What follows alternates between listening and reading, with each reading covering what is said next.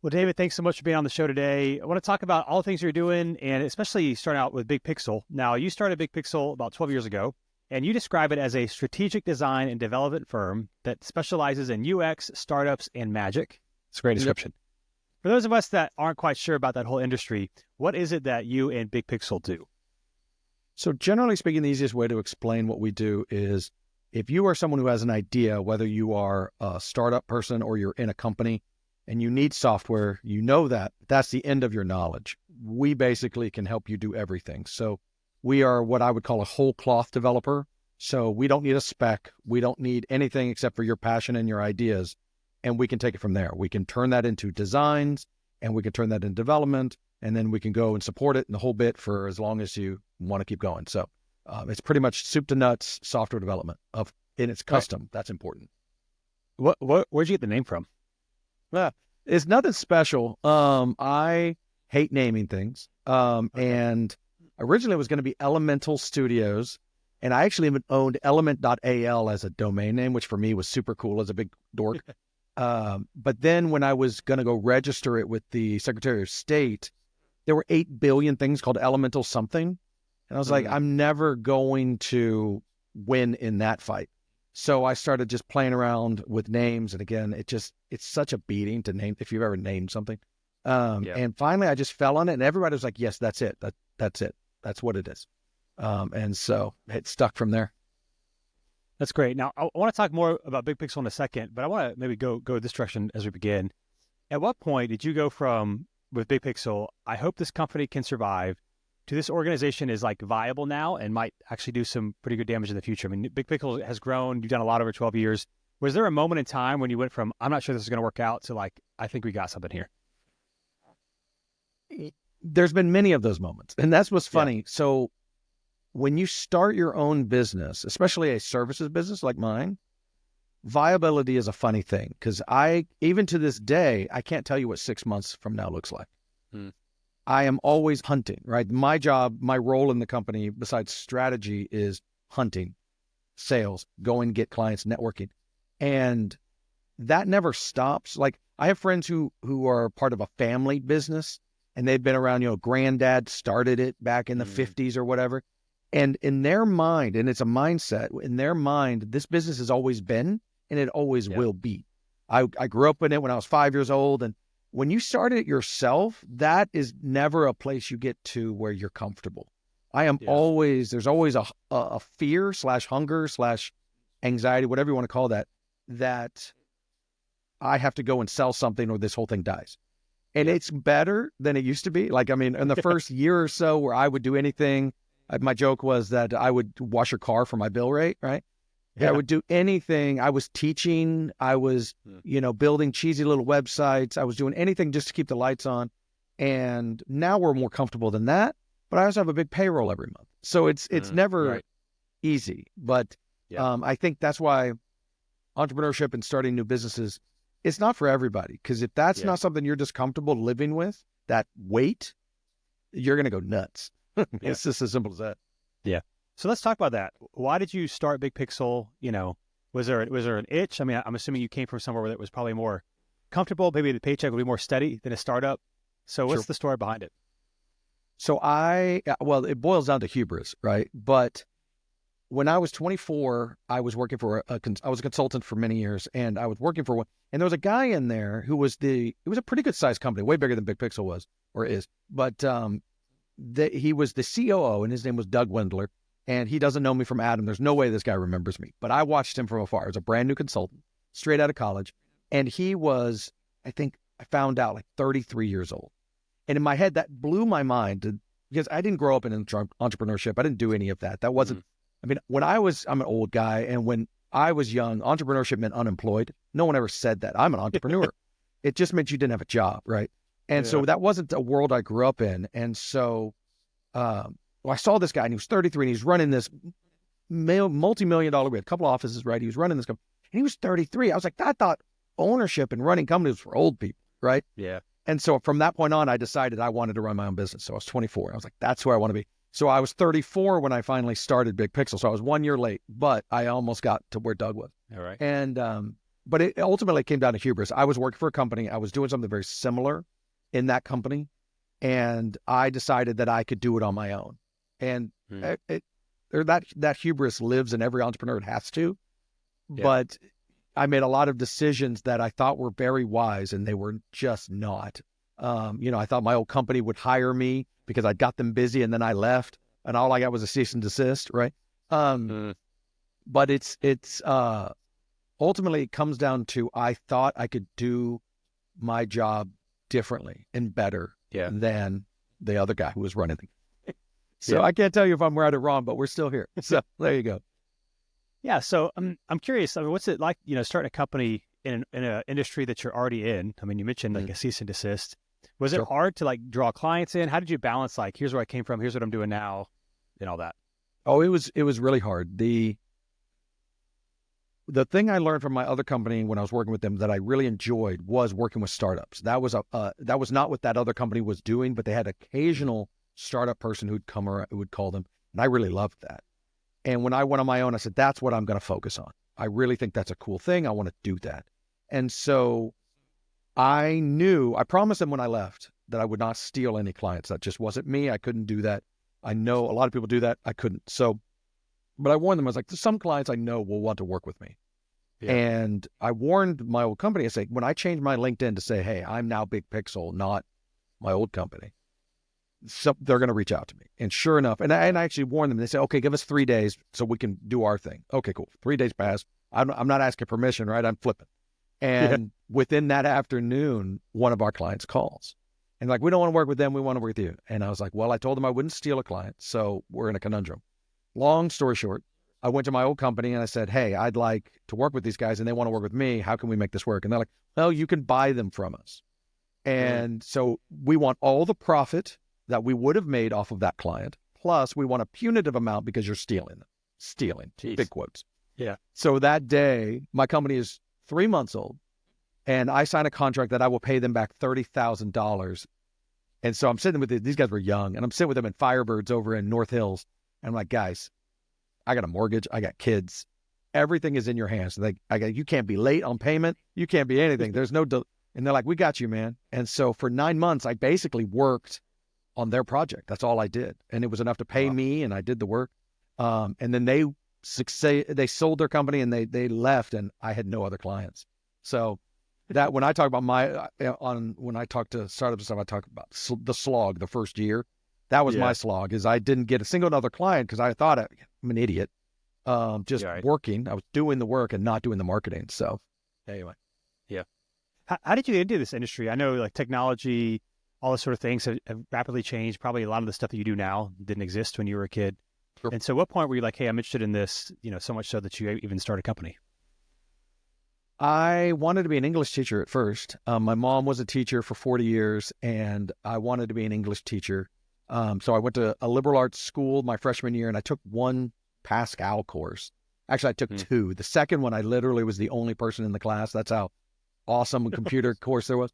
I transferred to Texas A&M at that point because I wanted to do computers, and I really enjoyed it. And I basically got what's called the consulting degree.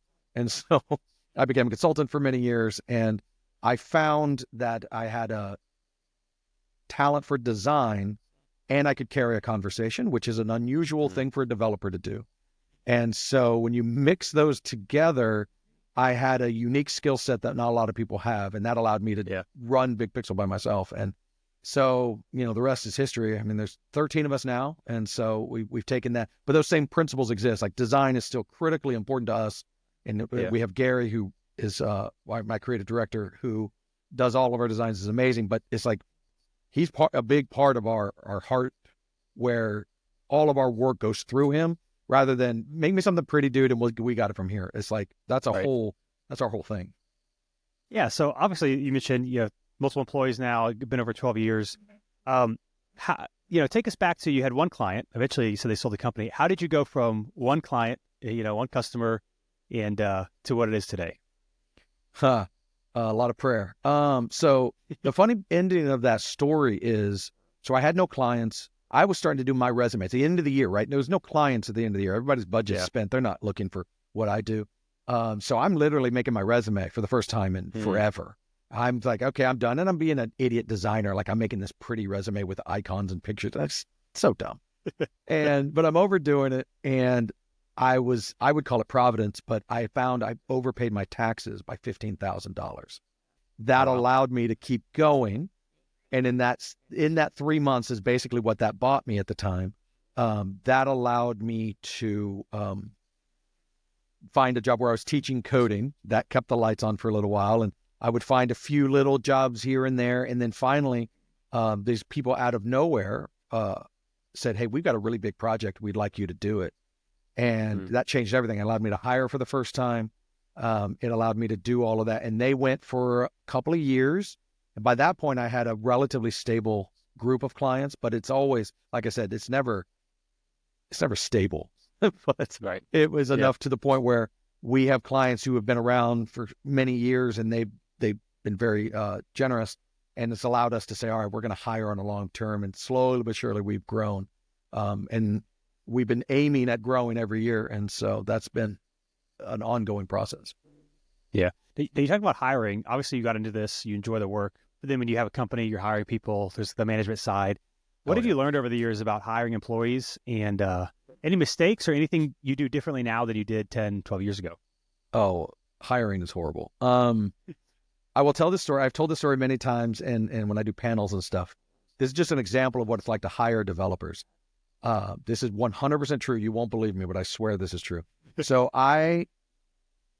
we have a rule because a lot of people lie to us and say they are in America. We are a U.S. based only shop. That's a rule for us. We don't offshore anything, and so we are very upfront about that. We don't, if you're overseas, God bless you, but we're not hiring. So we're very upfront about that. This guy comes in, and we say, first, you need a camera because we don't trust that you are who you say you are. We got to see your face.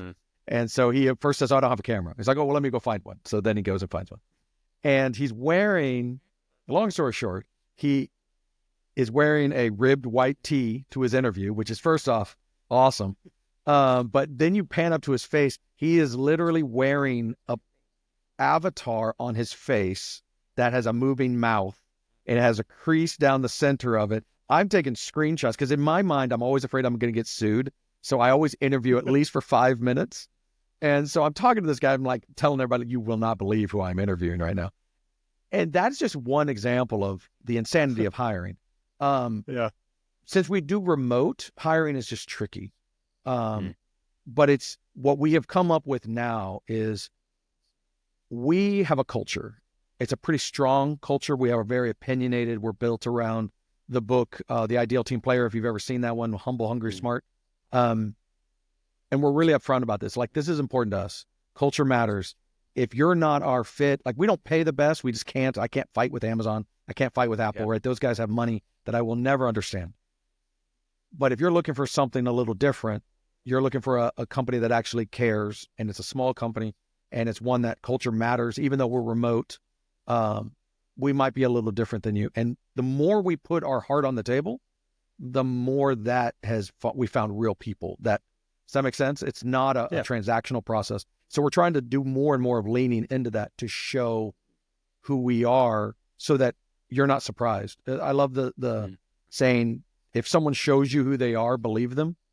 And that's kind of what we are even as a company. We want to show you our heart so that you either align with it or you don't. That's cool either way.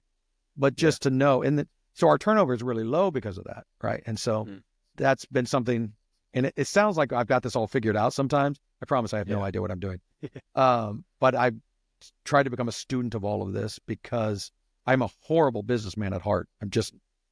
I am not good. It doesn't come to me naturally. So I have to read and learn and think on this stuff a lot so that true story, my first 3 people, they were in person. They all left within a month. Because I treated them so badly. Not like I was mean and heartless, but I just overworked them. And they were like, dude, I'm out. Yeah. And I was like, what do you mean you're out? I don't understand, because I was totally naive. So I learned a lot from that. But anyway. So how do you go from, first 3 hires, they're gone for a month, to creating a strong culture that's virtual? Like, what are some of the things that you guys do to create the culture that you want at Big Pixel? Sure. We live on Slack, right? That's our heart, our oxygen, as it were, because that's the only way to chat. So we are always communicating through that. We do monthly lunches where we all turn our cameras on and we all chat. We do things. There's a company called Matter that we use that does this thing called Kudos, which is peers. This is what I think is important. Peers can say, hey, John, or hey, Susie, whoever, you did a great job for me. Here's some kudos. Here's some points. And they could turn those points in for gift cards and whatever that I pay for. But what that allows me to do as the leader is to see that Joe helped Susie or vice versa, whatever. It allows me to see, because I never would have known that happened through the week. It's not something that would have trickled up to me. But now I can see, wow, that was really cool. That was a good interaction. So we do stuff like that. We try to get together. We got together on our 10th year anniversary. We had everybody together in one of those big old houses in Tennessee. That was a blast. I want to do that again. Spoiler alert, if one of my teammates listen to that, I want to do that next year. But we really work hard on, like, family first is a real big deal for us. So if you got a kid that's sick, you got to go do an appointment, whatever, you don't have to ask permission. You just have to let us know you're going. So we don't know, hey, for the next couple of hours, I'm going to be out. Cool. Like this, it's not a discussion. It's, you've got a family to take care of. Go do it. So those are the things we really lean heavily into. Yeah. What's it been like for you? I mean, it's one thing to say that. It's another thing to create a culture to do that. And of course, it really kind of trickles down from the leader. How have you managed over the years? Hey, I've got to do everything I can to get this business off the ground, but also, trying to be healthy in your own life so that your employees will also be healthy in theirs. What's it look like for you to maybe set boundaries and work hard, rest well? How have you done that? Sure. I have a rule that if I go on vacation, I disappear. I delete my email and Slack from my phone so that I am gone. I am totally inaccessible. And everyone knows that. I warn my clients, the ones I work with directly now. I don't work with all of them anymore. Yeah. But the ones I work with directly, I warn them 3 months in advance. Hey, I'm going on vacation, so that they understand. And they're always surprised. I'll remind them every month, and they're, oh, you're going on vacation? I don't understand how that works, but they're always surprised. But I set that tone. So when I disengage, I'm out. I'm gone. I made a decision early on that I didn't want to travel. I had littles at the time. So the most I will travel is one night to go. And we have a big client in Charlotte. So I'll go the night before, we'll meet all day. I'll come home that night. So I'll be gone one day. But that, limits my geography. Right. And so I know that shrinks my company to a point. And I'm okay with that. Now nowadays it's funny. When I started, I was under the strong impression, backed by data, that no one wanted to pay $100,000 for software unless they met you face to face. COVID, I think, changed that. We now have clients that I have never met, which is weird, cool, but weird. And so we're kind of expanding because of that. I still have the rule about traveling. Now my kids are old now, so it's a little different, but so that's been a rule that we always set. And then I keep my own family first thing as well. If my daughter's got a concert, I'm going. See y'all. I mean, that's just, and then, so I try to do, but I do work some crazy hours sometimes. But I also have a rule that if I am slacking you after, say, 6 o'clock, I don't have any expectation that you're going to get back to me till tomorrow. A lot of people freak out. Oh, my boss is, no, don't worry about it. I'll be there tomorrow. Yeah, that's good. You talk about landing clients, changing virtually. And what's that like for you, especially in this maybe more post-COVID world, landing big clients personal or not personally or over Zoom or whatever? Is there a different approach that you take, or what does it look like for you guys? It's very similar. We just do it over iPads rather than whiteboards. So a big part of what we do is what I call practical UX, where we're explaining, this is what your app's going to look like. This is how it's going to flow. It's a really collaborative thing, but that's kind of our secret sauce, where we can explain to you, obviously verbally in really bad crude drawings, this is how your app's going to work, and it gets everybody excited. It's really a fun process. So that's, if ideally I'll do that in person, I'll do that on a whiteboard. If it's not, I'll do it right on an iPad. It's fine. It's not exactly the same. You don't get quite the inflections, but if everyone's camera's on, it's pretty close. Yeah, that's good. Now, you've grown a lot as a leader, especially over these last 12 years. Maybe the easiest way to answer this is to think of your own journey. What are some maybe advice or ways that you've changed? If you could go back and tell David from 12 years ago, hey, you should do this differently, or here's what I've learned. You talk a lot about leadership. What are some of the principles you've learned over these last 12 years? I would say the only thing, especially in my company, this isn't true for every company, but my company, the people is all that matters. I have no inventory. I have no warehouse full of stuff that I'm selling. Everything that we do is in some dude or dudettes head. And so loving on those people is all that matters. I certainly didn't do that originally. But making them feel cared for, making them feel like they matter is all that matters. I mean, yes, they have a job to do. I'm not some pushover. I think that's something. If you have a heart, that means you're a wuss. No, that's not true. I can get cranky too, right? But I think that would be the number one thing that I would have taught myself. And it's not as big of a deal as you think it is, whatever that is, right? Yeah. If someone said, I wish I could remember, I'm horrible at attribution, but if you've thought about the problem that you're in now in a year or 5 years, is it really an issue? 99.9% of the time, the answer is no, it's not, because in a year I won't even remember I had this problem. But so don't make it a bigger deal than it really is. I think that, especially as a startup, it's really, really easy just to get lost in the minutia. And ultimately the minutia, you're not even going to remember in 30 days. Just get through it. Yeah. And speaking of advice, you spend a lot of time with college students and future entrepreneurs. As you were talking about when you were a kid, entrepreneur meant no job. Now it's like the sexy phrase. Everyone wants to be an entrepreneur. What are maybe some of the biggest misconceptions that young entrepreneurs have about starting a company or a business, or maybe even older and they're branching out for the first time? What are some big misconceptions people have about what it's like? Well, it's funny you say that. I would say the number one misconception is that it is for young people. It is very much not. Most of our startup clients are older, 40 plus, easy. 60 plus, not uncommon. And I love that. I think, I think that's a misconception that's pretty bad. Yes, there are young people who do startups, and that's a great time to do it because you've got no baggage. You just go. It's awesome. You can Facebook it up and all that stuff. But that'd be one thing I think that is misunderstood a lot. The other one is no one cares. That's the biggest thing I could tell you. Your idea, no one cares. If you build it, no one's coming. And the more you understand that, and the more you believe that, the better off you will to actually find success. Because then you'll take on the mantle of the only reason someone's going to care is because I tell them they should care. And now you as the founder put on that hat, and your whole job initially is just to grab a megaphone and yell at anybody who comes by that I have a product that you care about. And if you can do that, you'll be successful. But if you go into the idea that I'm going to turn this on, hey, app guy, Big Pixel, go build me something pretty. Cool. Here's something pretty. Well, now, where are my people? What do you mean, where are your people? Yeah. They don't just show up, right? And we've seen a lot of startups. I warn them, like, dude, they don't care. Oh, no, I know what you're saying. I got to do some work. And yet they all kind of go, click. Are they here? Right? They all do it. And it never happens. It just never happens. So those would be the top two things, just that it's just not what you think it's going to be. And it's a lot harder than you think it will be. It's very stressful. And if you don't like stress, this is not your job. Yeah. Now, I know this is very industry specific, but maybe we could just talk about the industry you're in. How do you get people from not caring to caring about what you're doing? Passion. That is the most contagious thing a person has.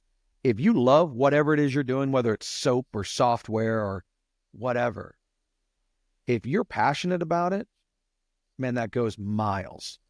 And obviously you have to be able to explain it short, sweet, right? If you're have a 10-minute elevator speech, you're dead in the water. But if you care about what you're doing, that's infectious. I'm curious with the people that you work with, especially maybe some of the younger college students or anything. I guess age doesn't really matter. How often is it like, I'm going to do this just because I want to try to make some money versus I'm going to do this because I actually am excited about it?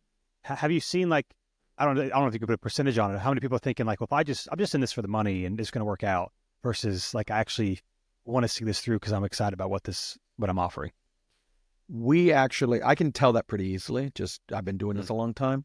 And I raise a flag to them. I was like, if you're in this for a paycheck, you're in this, in 5 years, I'm going to sell this to Google. We used to hear that a lot. You don't hear that as much anymore in our current, Lena Khan, that Google doesn't buy anything anymore. But that's been a path, right, for a long time. Right. And if you would get inklings, oh, I'm going to sell it by then. I don't need to worry about that. I'll warn them. I was like, guys, that I call it a ghost carrot. That ghost carrot, that magical check that you see in 5 years from now, let's say it's $100 million. That $100 million ghost check is not enough to get you up every day for the next 3 years. Because the next 3 years are going to suck. People are going to think you're an idiot. People are going to hate your idea. People are going to love your idea. People are going to pay you and then not pay you. Those things, they're going to yell into the wind and no one cares. And that is really, really, really hard on your ego because you think you have the best idea on the planet, whatever it is. And everyone should take this and everyone should buy this and everyone should use this, but no one cares. And that is really, really hard to take every day. Rejection. Yeah. And if you don't love what you're doing, odds are you're never going to get to the point where you're going to see that check. So don't do what you're doing. You need to stop. Yeah. Well, speaking of checks, obviously funding in the beginning is big. Some people bootstrap it, some people do it outside, that sort of thing. What did you guys do at Big Pixel? And were you happy with what you did? Would you do anything differently in terms of, getting off the ground at the beginning? My wife told me she was very supportive of me starting a company, but she said, your salary cannot go any lower than it is currently. That was the rule. So that's why those guys, that startup that I purchased were such a blessing because it allowed me to keep that salary. And we had been preparing, like I'd been working as a consultant and stuff like that. And that's a good salary. We purposefully, and virtually almost, we gave ourselves a 40% pay cut. We didn't actually lose the money, but we were thinking, okay, if we cut ourselves 40%, could we live on it? And we did that before we ever did. So that became a much lower salary that we had to hit. So we never raised money. I'm a really big Dave Ramsey cash guy, so we don't have any debt or anything like that. And I'm a big proponent of what I would call the lifestyle business. It's not a unicorn. It's not sexy. It's not getting the big news items. But if you go lifestyle and you own your business, you have control, and that allows you to do a lot of really neat things. And you can always go get money. But once you go get money, you can never go back to lifestyle. So a lot of people immediately go, oh, the only way this can work is if I do this with other people's money. Most of the time, that's not true. Now, if you're doing a hardware thing or pharmaceuticals or whatever, that's 100% true. But if you just have a software idea, most of the time you can get it by a lot further than you think before you ever need to hire someone like me. You can get pretty far, and I'll tell them that, and then they don't believe me, but whatever.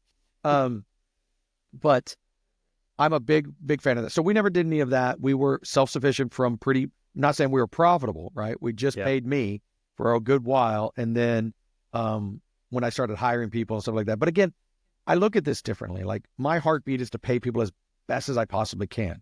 I wasn't in this to get rich ever. I mean, I'd like to get rich. That sounds fun. But if I'm going to get rich, I want everybody else to come with me. I don't believe that the CEO should get 5 to 10 times everyone else's salary. I don't believe that I should be driving a nice car and everyone else is driving a Pinto, right? That's not even a car anymore. That's an old reference right there. Anyway, but so if that's my heart was, I give away a lot. And that's because I want to, and that also helps with the culture. Don't get me wrong, but it's just that, but not everybody's going to have that heartbeat, right? Some people want to make a lot of money and there's nothing wrong with that. Fine. Just do it the right way. Is that the right way to say that? I don't know. Yeah. Now you're in software, technology, design, all that sort of thing, which is a rapidly changing industry. Every month you hear something. How do you keep up with all the changes that happen so rapidly? A couple questions. Let's start with that one. How do you keep up with it? Is it overwhelming? What do you do? No, I mean, if it was overwhelming, then I'm in the wrong business. But I would say I can't keep up. I mean, I'm an old guy now, and development is a young man's business most of the time. I mean, I shouldn't say that. We have some older guys on our team that are amazing developers, but generally speaking, if I got off the train and went into the management route, but I try to keep up on trends because it's my job to tell you what Big Pixel can do. So I've got to know about what AI can and cannot do. I've got to know what this software stack versus that software stack. I've got to know that stuff. So I read a lot of podcasts. I'm a podcast junkie. And so I try to stay abreast of all of the technology in terms of gizmos and gadgets because I'm a huge gadget nerd, but also asking my team they're in the trenches doing this stuff every day. what is working, what is not working, what are we going to embrace in the next year, just so I can say to potential clients, this is why we chose this stack. Yeah. Yeah. I'm curious, you got clients, they're running businesses, they probably have friends who run businesses. Do you often, or do you ever have people say, hey, I've got a friend or whatever who's doing this. They see something that someone else is doing and they want to do it themselves with their own stuff.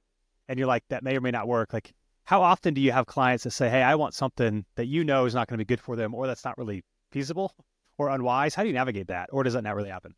Oh, it happens all the time. My favorite, we had a potential client who was like, I want you to build, like they had like a $100,000 budget, which is a great budget. Don't get me wrong. Yeah. They're like, I'd like you to build a Facebook with LinkedIn mixed together. And we're like, what? They're like, well, they've already done it, right? So just copy what they're doing. I'm like, those are both literally $1 billion apps. You just want me to whip that up. Add a couple of zeros to their budget. Yeah. So it's crazy. So we get that. It happens. Probably once a year I'll get something that's like crazy. For the most part, a lot of people want to do like social stuff inside of an app. There's no good reason to. It's just a huge, for most startups, the social side of it is just a huge money suck. There's no money in it, right? Unless you have a gazillion users. Right. And a startup, of course, doesn't. Anything social is just a lot of functionality, because everyone knows nowadays what social should be. It's a million different features that are required, right? V1 must have these 500 features because Facebook has them, Snapchat has them, TikTok has them, they all have them.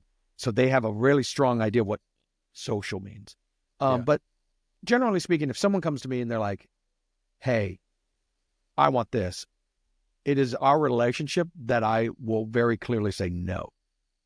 And ultimately, if they keep pushing and they have the budget, we'll say yes because they're the client. But it is my job is to set up and build a partnership with our clients so that you trust me as your tech advisor, that if I say no, there's a darn good reason. Yeah. And generally that works out pretty well. Have you had to, over the 12 years, maybe fire a client, or how do you deal with difficult clients who keep asking for things, maybe, that aren't possible or, are unhelpful? What do you do in situations like that? We have fired 2 clients in 12 years. It really comes down to nothing specific except for at some point there's a culture alignment mismatch. A good example, we used to work with a lot of marketing firms where we were the tech arm of, they would do a pretty design and we would build the stuff, right? Using their designs. And fundamentally, we don't work well with marketing firms. We learned this. It's not a marketing firm. Several did this. Yeah. And the reason for that is they're on, most of the time, some sort of retainer, a monthly thing, right? They get $5,000, $10,000 a month, whatever. And so it is their job to continue and add more work so that they get another month of work. But then they contract with us as a fixed fee, go build this for me, please, for $5,000. Well, so they're always saying yes to the client, and they're saying, here's more features, but there's no more budget. So because we're fixed and they're their retainer, that's a fundamental misalignment of businesses. Yeah. And we've done this with multiple things. It always ends the same way. We tried this. Oh, we're going to try this differently. It's not a company. It's a industry. So when we've had to fire companies, it's something like that. There's some sort of misalignment on a very fundamental level. The worst case scenario is that misalignment is respect, where we'll have a client who will say something like, well, that's really simple. You should be able to knock that out in a few minutes. You're belittling what we do, right? Yeah. And you're, more importantly, I mean, I have a really thick skin. That's just the nature of me. But I am ferocious mama bear when it comes to protecting my team. If you're insulting my team and belittling the job that they're doing, I have zero patience for that. And I will tell you as such. And if you don't respect the team, then we, again, have a very misalignment, and we will politely part ways. Yeah, that's helpful. Now, you talked about artificial intelligence. I'm curious, especially someone in your field, your take on artificial intelligence. I think sometimes it's hard to talk about AI because I feel like it's such an umbrella term. Sure. Too, that like, are we even talking about the same thing? Or some people talk about AI and I'm like, that's not AI. But anyway, your thoughts on it. We're seeing a lot of changes, chat GPT, all the different things, all the apps, Apple's with their new phone, they're releasing this thing. Are you more? Would you say you're more excited or worried about AI, or what are your thoughts on it currently? I am excited, but I am also tired. Hmm. Like I have the new Apple phone. I'm a huge, again, I was a gadget nerd. I have the Apple 18.2 beta on my phone Yeah. right now, so I can see the new stuff coming. It's so gimmicky, dude. It is Mm. like the stuff that's tangible in your hands right now, super gimmicky. How many times do you need your email rewritten? I have Yeah. 12 companies now that will just rewrite an email that just breathe too hard and your emails will Yeah. get rewritten. Okay, cool. It's like how many, they have so few actual practical tricks Mm. that they're making done. So I get tired of that. But as an AI, as a developer, what it can actually do is amazing. Truly, like, and I don't even think people realize what it can do. Like the simplest thing is Mm. for the first time, a computer can truly understand when you just speak to it. That is a huge leap. And if you think about that, like, but mostly what you're doing with computers is you're using some form of interface, whether you're me and you're typing code or you're using a website, whatever, you are telling a computer how to do something. And you've Mm. always had to do it very specifically because computers are logical machines, Yeah. A to B to C to D, right? AI now allows you to just be fuzzy and you can just speak like Yeah. a normal human and it will create instructions for itself to then run that computer program. That's a fundamental shift, which Mm. is huge and should not be undersold. Yeah. However, do I think we're right on the cusp of AGI and artificial general intelligence, the super machines, the Skynets, the scary stuff? No. I think that's really overblown in order so that OpenAI can raise bazillions of dollars, so that Anthropic can raise billions of dollars. I was reminded on a podcast I was listening to that when Google came out with their health plan, or Amazon, one of those, Mm. they said that their innovations to health was going to cure death. That was what they're telling the investors, right? This was 5 or 10 years ago. So they're saying, oh, now AI in the future is going to promote democracy. It's going to create Mm. harmony and peace and justice. And, no, it's not. It's still a tool. It's a very cool tool. And we Yeah. use it every day. We are knee deep in it. Every one of my developers, I would say at this point, is about 10 to 15% faster because AI Mm. exists. Wow. Is it replacing anybody? No. Is it Yeah. helping them? Absolutely. It's a great tool, but it's just a tool. And I don't Yeah. think we are anywhere close to it to being anything beyond that. Yeah. I could be wrong, but that's my Yeah. thought. It's good. Now you mentioned this a couple of times, so I want to ask about your gadgets. You're a big gadget guy. Yep. What are some current favorites? Maybe some gadgets that people don't really know about. What do you like? So it's almost embarrassing. My wife will be embarrassed. So I own the Meta glasses. Okay. They're around here. So they're actually my main glasses now.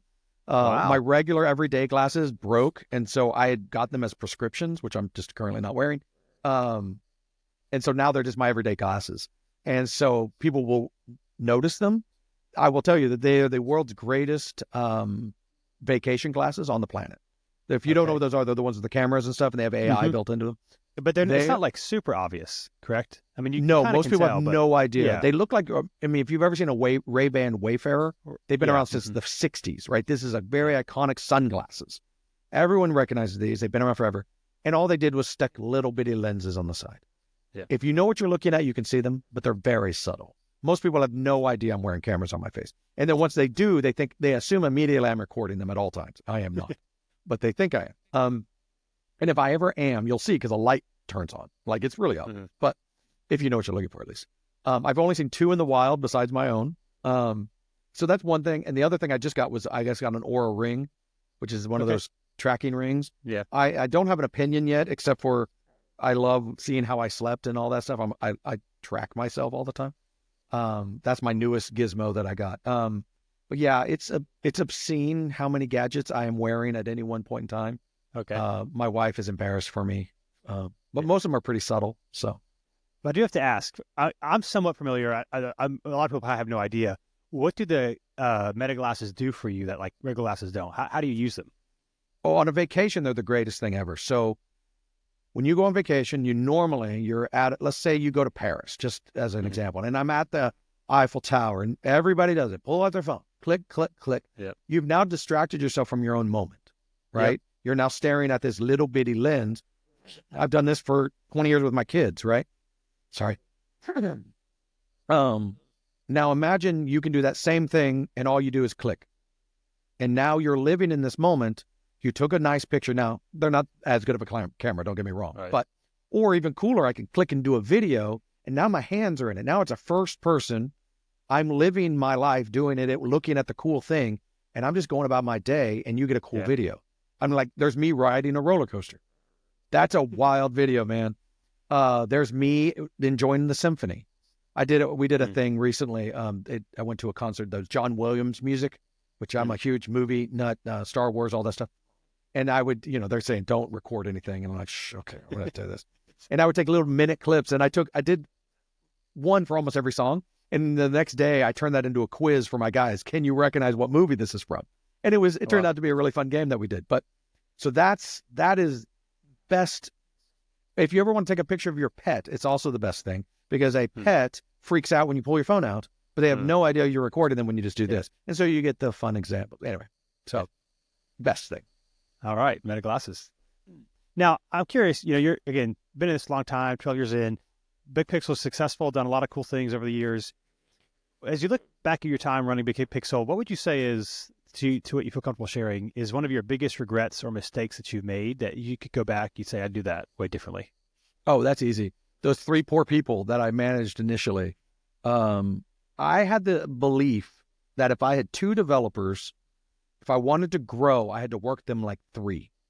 And then when I had 3, I had to work them like 4. And now eventually that scale kind of is not ridiculous. If you have 5, you work them like 6. That's not a huge deal. But 2 to 3, I just murdered that guy. I mean, he's just exhausted. And in my head, that was the right way to do this. Again, I told you I was a horrible businessman. And I'm embarrassed by that looking back now. I'm embarrassed by how I treated them. Not that, again, I wasn't some tyrant yelling and screaming. That's just not my thing. But I pushed really hard. And I'm a really persuasive guy. That's my superpower. And that's not okay. I persuaded them to not take care of themselves, right? To not put their family first. All the things that I'm now standing strong on. This is what we're all about. I didn't do any of that. So that is easily my biggest regret. That's good. Now, for your industry, for those that aren't as familiar, can you talk about like how competitive is it? How hard is it to get new clients? I'm assuming, especially with AI and all these things, like more and more people are getting into it. So maybe even how has it changed over these 12 years? What's the environment like in your industry? I joke that everyone is my competitor, because anyone who stands up a computer and says, I build websites, thinks that they compete with us. They don't, because there's like this pyramid, and very quickly there's like those people who can, I'm doing basic WordPress kind of websites. There's those people. Then there's the people who can build a custom website. And then there's people who can build custom software. And then there's people like us. Now you're at the top of the pyramid, who is designing their own software to build. That's a rare breed. There's not very many of those, but everybody thinks that that's what they're doing. Yeah. And so we have so many competitors, and there's a lot of work on the same side. The work is out there. I am friends with a lot of our competitors. I love talking shop with our competitors. I'm close with several of them, where we'll be pretty open. The only thing we don't talk about is clients, right? That's verboten. Yeah. We don't mention names, but we'll talk about numbers. We'll talk about bill rates. I mean, we're pretty open with each other. And you think that's dumb. Why are you doing that? And you're like, because there's enough work. If you can sell, the work is out there, especially in our COVID world where work is literally anywhere. It's not that big of a deal. And I would rather have good relations than not. It's just, I don't have time for that. So that's kind of, we kind of view it a little differently. Yeah. So you're saying my website, DylanDodson.com, that I host on Squarespace, I can't quite do what Big Pixel can do? Is that what you're saying? Not quite. Not quite. But I will say I'm a big fan of Squarespace. Like, there's a place for all of these things. You don't need what I do. And I've referred Squarespace 100 times, because sometimes that's the right tool. If you want that website to actually do stuff, and you want to be able to sell stuff, and you want to be able to, walk them through a path that you're trying to get them, like I'm building a custom book, or I'm doing whatever, right? Okay, you're beyond Squarespace at that point. Now you need something that we would do. Yeah, that's good. Now, shifting gears a little bit, your faith is important to you. And so I'm just Mhm. kind of curious, how does that impact your work? And then also, how do you live that out and navigate it in the workplace where people have different faiths or no faiths at all? What's that like Sure. for you? So I would hope that it's pretty obvious, but I'm probably not the best person to ask that, right? But I would, to me, I'm very upfront with my faith. I'm a Mm. Christian. Yep. I'm a follower of Jesus, and I am not shy about that. But it is Mm. never a requirement that you are, whoever Right. you are, whether you're an employee, whether you're a client, you're going to know pretty quickly that I am. I'm not going to thump you over the head with it, but Right. I'm not shy. So everyone in my company knows that, but they also know that it influences every decision that I make. But it also influences, and no matter whether you have faith or don't, you like Mm. how I treat you because of it, Yeah. right? Yeah. So probably the most obvious thing, and I just redid recently our mission statement, and I woke up, and it sounds mystical, and it really isn't, but it felt that way at the time. I woke up and I felt I had to write a blog article about grace Mm. and how grace impacts our business, me personally, how Yeah. I want it to impact our clients and our employees and all of that. And I wrote that, and I realized that really needed to be codified in our own stuff.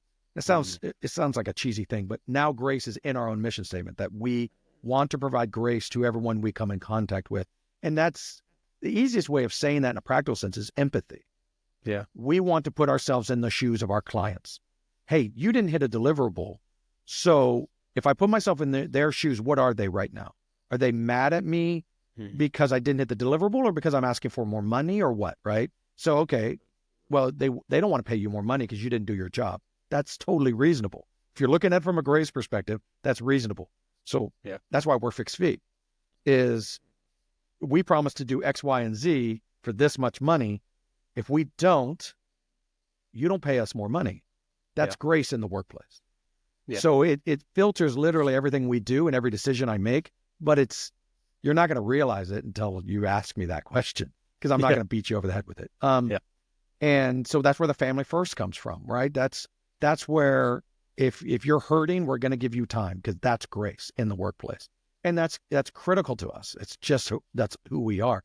And Mm. our people are all over the spectrum. We have conservatives, we have liberals, we have religious people, we have non-religious people. We have every Yeah. kind of flavor you can imagine, and they're all welcome.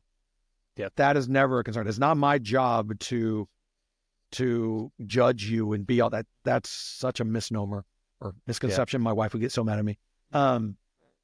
But faith is open. My job is to love you, and then the rest is up to you. Yeah. I am curious, and we if we need to take this question out, we can. The internet's crazy. Lots of people doing a lot of businesses. Some are great, some are not so good. Have you ever had to have difficult conversations, or maybe had to turn down a client perhaps because of what they wanted you to do or developed? You were like, man, I can't, get Yes. behind something like that. Yeah. Yep. For sure. We've had really tough conversations. This was years ago, but he was basically selling party girls. That sounds really bad, but it's like pretty ladies who would accompany for the evening, not necessarily escorts, but they're just hanging out with you for the night. Couldn't do that one. Yeah. Now it's changed, but 10 years ago, people would come up to us with marijuana businesses, and that was all very illegal, and Right. I couldn't touch that. Now that's weird, right? That's all changing.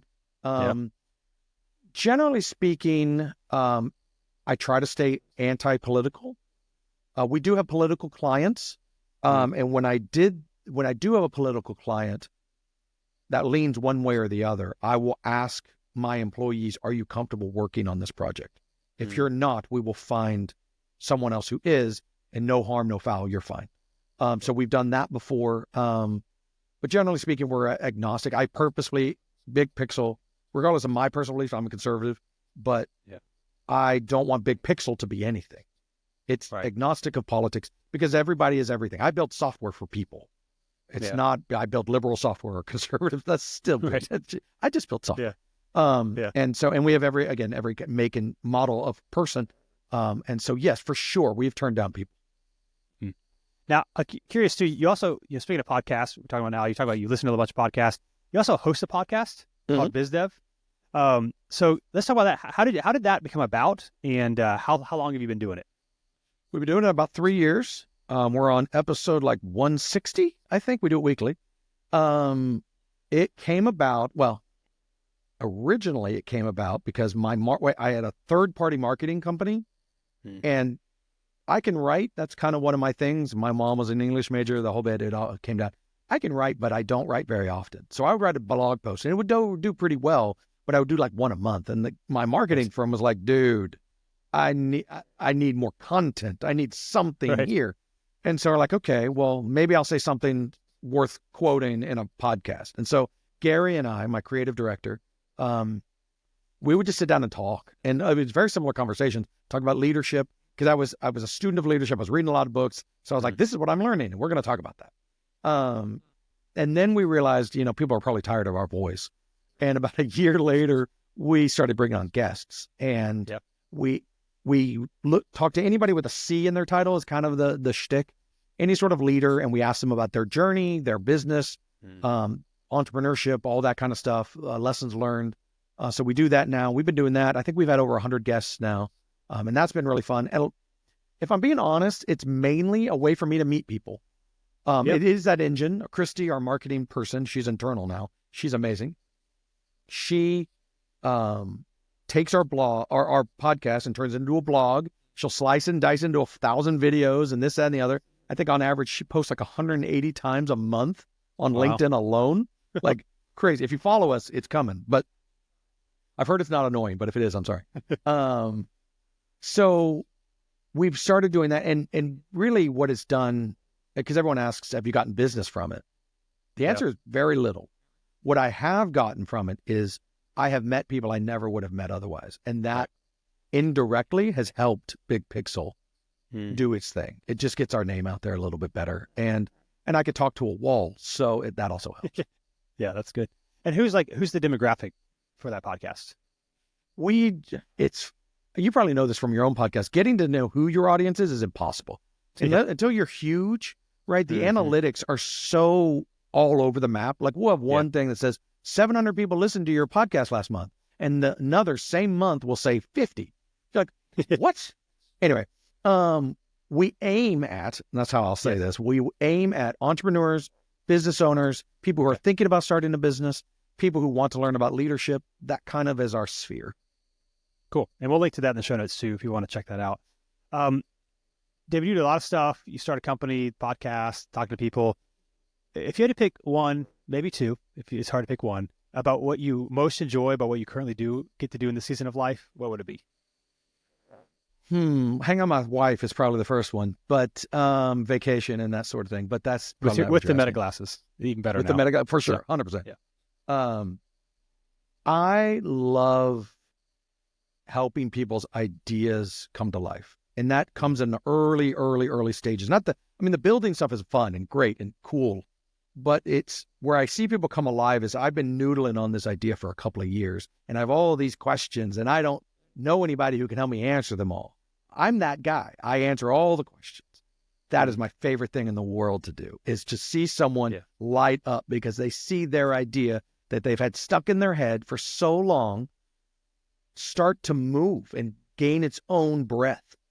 And we start giving it screens and ideas and paths and flows and things that they just dreamed about, and we can make that reality. That is by far favorite thing. That's cool. And I'm curious too, as you think about the future, this is in some ways probably hard to ask because your industry is so predictable, unpredictable. You don't know what the future holds. But if you're thinking 3 to 5 years down the road, any dreams or hopes that you have for Big Pixel? When I started the company, I had the idea that I wanted to be 10 developers and whatever support people needed to be there, project managers, testers, etc. But 10 developers with the engine inside. We're at 4 right now. So if I hit my dream, we would hit twice-ish the size we are now. I've always reserved the right to change my mind once we reach that goal. But right now, that still seems like the right goal. I don't want to get huge. I ask startups this a lot too. What does success look like? Is that a unicorn? Is it 1 million users? Is it 50 employees? Is it 1,000 employees? Because there's a huge difference in that company that you're running. And your job, my job now, when we're now at 13, is dramatically different than when we were at 5. Yeah. And I've heard once you get above 25, it shifts again, like in a big way. I don't know that for sure, of course, but that's what all my business owner friends tell me. But I think that feels right, because that would be, I think if I'm doing the math right, that'd be about 25 or 30 people. If I had 10 devs and support people, something like that. And I feel right. That feels right to me. Because I want to still, I mean, I want to love on my people. Yeah. And if I have 100 people or 1,000 people, you're not loving on those people. You don't even know those people. Yeah. So that's good. Well, David, I really appreciate the time, learning more about Big Pixel and what you're doing. As we end our time together, how can people maybe connect with Big Pixel and you, the podcast, online? Like, where can they go to find you and all those things? Sure, I'm easy. So Big Pixel is thebigpixel.net. The .com is a squatter. I've been trying to buy that domain for literally 12 years. So thebigpixel.net. If you look up BizDev on BIZ/DEV, on any podcast thingamabobber that you've ever used, we're there. We should be the first one that pops up nowadays. Let's see. My email is david@thebigpixel.net. I'm always happy to chat. Awesome. We'll link to all that stuff in the show note as well. David, thanks so much for taking the time and sharing your journey with us today. Absolutely. This has been a lot of fun.